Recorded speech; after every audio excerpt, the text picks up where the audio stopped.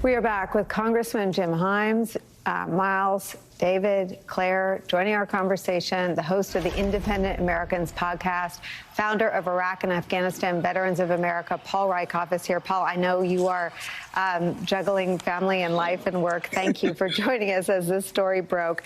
I want to read you a little bit more of what Jeffrey Goldberg of The Atlantic is reporting. Quote, Trump's disdain for American military officers is motivated in part by their willingness to accept low salaries.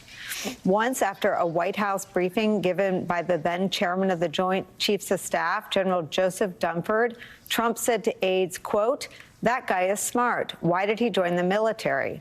On another occasion, John Kelly asked Trump to guess Dunford's annual salary.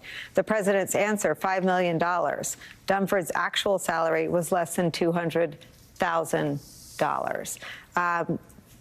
Your reaction to what we're learning in this new piece of reporting? We're learning more about the true character of the man who wants to be commander-in-chief again. I'm coming to you from a playground. I'm coaching my kids. And I can't help but imagine if these 5, 6, 7-year-olds heard the man who wanted to be president speak like that out loud. It's disgraceful, it's shameful, and it's consistent. I mean, he keeps revealing himself, and it's revealed by people with honor like General Kelly. It's revealed on the record and off. And it's a consistent pattern of someone who has no respect or regard for just about anything, even a murdered soldier. And Vanessa Guillen's a really important story. I mean, she was bludgeoned to death by a male soldier. Her body was broken apart and hidden. This is a very important story about how women are treated in the military, about potentially military sexual trauma. It's a murder case. It's not just a random story. This is a very high profile and important story. And the symbolism of that story, compounded by his reaction, just underscores how ridiculously shameful he is. I mean, he's a disgusting human being. And I keep saying this to people. Do you really want him to be the commander-in-chief? Not just to lead our armed forces, but to lead your sons and daughters. He's going to be in charge of hundreds of thousands of our sons and daughters if he's elected. And I hope people remember this story and stories like it when they go to the voting booth in 2 weeks. Let's deal with the racism. I won't say it again. I have promised my executive producer I won't. But he described her, this victim of a brutal murder, as an effing Mexican. The racism is staggering when coupled with the disdain, the disgust, and the disrespect for men and women who would sacrifice for something bigger than themselves.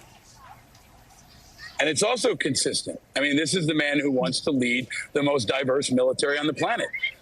You know, we are proud of the diversity in our military. And he's going to have to, if elected again, be the commander-in-chief for our entire military, including many Mexican Americans and many people of other backgrounds that he's offended over the course of his life and public time in office. So I think it really cuts to, again, national security. How can you effectively lead a military when you talk about people in it like this?